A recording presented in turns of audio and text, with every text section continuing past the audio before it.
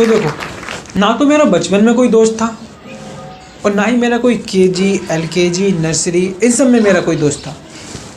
और हाँ, एक तो मुझे आज से पहले ये भी नहीं पता था कि ये केजी, एलकेजी सब होता क्या। तो जब मैं 10-15 साल का हुआ तब मैंने 2 दोस्त बनाए। स्कूल में मैंने 2 दोस्त बनाए थे। अब आप सोच रहे होंगे कि बंदे ने 10-15 साल में दोस्त बनाए हैं तो हीरे ही बनाए होंगे, लेकिन यहाँ आप बिल्कुल गलत हो। इंसान तो वो एकदम हीरे ही थे, लेकिन दोस्त महामादरचोद। मतलब इतने बड़े वाले मादरचोद थे कि एक बार हमारी क्लास में इंग्लिश वाली मैडम पढ़ा रही थी कि बच्चों अलाना फलाना ढिमकाना। स्टूडेंट, अगर किसी को समझ में नहीं आया हो तो पूछ लेना, चलो बताओ किस किस को समझ में नहीं आया। इतनी देर में उन दोनों हरामियों की उंगली मेरी तरफ उठी और जोर से चिल्लाई, मैडम फिदा हसन कह रहा है कि मुझे समझ में नहीं आया।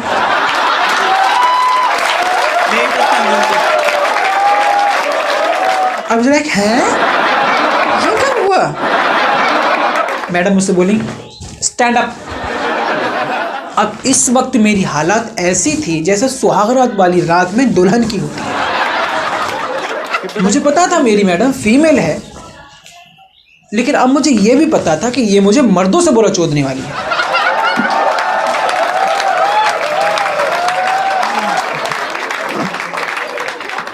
मैडम मुझसे बोली पूछो क्या समझ में नहीं आया। अब मैं बहनचोद यूँ सोच रहा हूँ कि समझ में तो मुझे झांट कुछ नहीं आया, लेकिन मुझे कुछ पूछना भी नहीं है। जो भी है जैसा भी है जल्दी पढ़ाओ और ख़त्म करो यार, घर जाने दो। इतनी देर में हो गया पीरियड ख़त्म। मैडम मुझसे बोली सिट डाउन। तो मैं तो कल समझाऊंगी, और वो यहाँ से ऐसे जानी है। और मैं सोच रहा हूँ अरे जा जा, क्योंकि मुझे घंटा समझाएगी, कल को आऊँगा नहीं, परसों को टॉपिक ही चेंज हो जाएगा। और मेरा एक दोस्त तो इतना हरामी था कि हरामीपन के 14-15 स्टेज ऊपर जो हरामीपन होता है ना, वो वाला हरामी। हमारी क्लास में 50-60 लड़के थे और 10-12 लड़कियां थीं।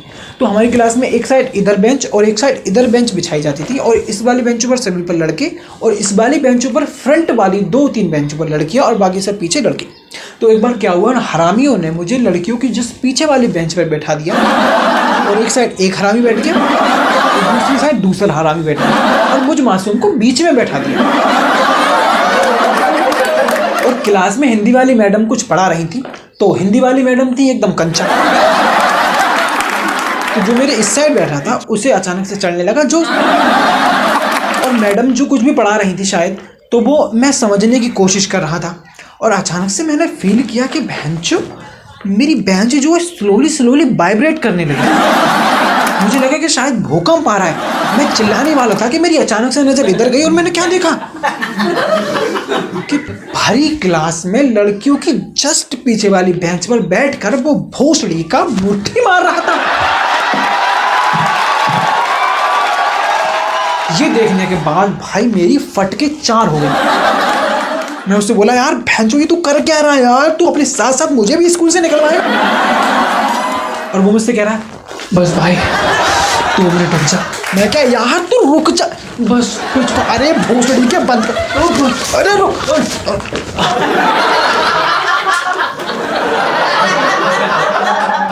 हो गया।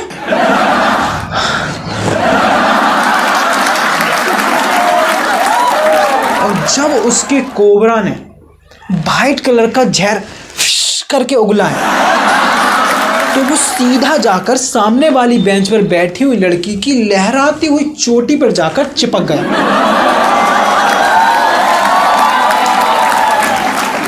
और ये 1 महीने से रुका हुआ था, और यहाँ पर जो भी लड़के बैठे हैं वो जानते होंगे कि 1 महीने के रुके हुए में चिपकने की शक्ति कितनी ज्यादा होती है। अब हमारी इतनी फटी हुई थी, अब यहाँ पे आके इतनी फट गई। तो कुछ देर बाद उस लड़की ने अपनी प्यारी सी चोटी पर प्यार से ऐसा हाथ फेरा, और वो उसके हाथ से चिपक गई। उसने हमारी तरफ देखा, हमने एक दूसरे की तरफ देखा, और वो बोली, मैं नहाई तो अच्छे से थी, ये शैम्पू कैसे रह गया? अब हमारी इतनी जो फटी हुई थी वो फिर से ऐसे हो गई।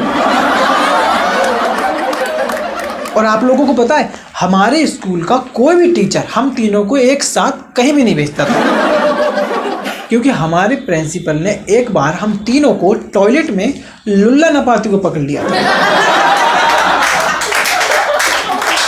हमारे प्रिंसिपल ने पूरे स्टाफ को बता दिया कि ये 3 हरामी हैं और इन तीनों को साथ में कहीं नहीं भेजना। और हमारी क्लास में सिर्फ हम तीनों ही हरामी नहीं थे, हमारी क्लास के कम से कम आधे बच्चे हरामी थे। जैसे कभी कोई टीचर स्कूल में पढ़ा रही है तो एक लड़का आगे खड़ा हो जाता था और पीछे से लड़के चिल्लाते थे, मैडम खड़ा हो रहा है। मैडम कहती क्या? अरे मैडम ये आगे खड़ा हो रहा है, दिखाई नहीं दे रहा है।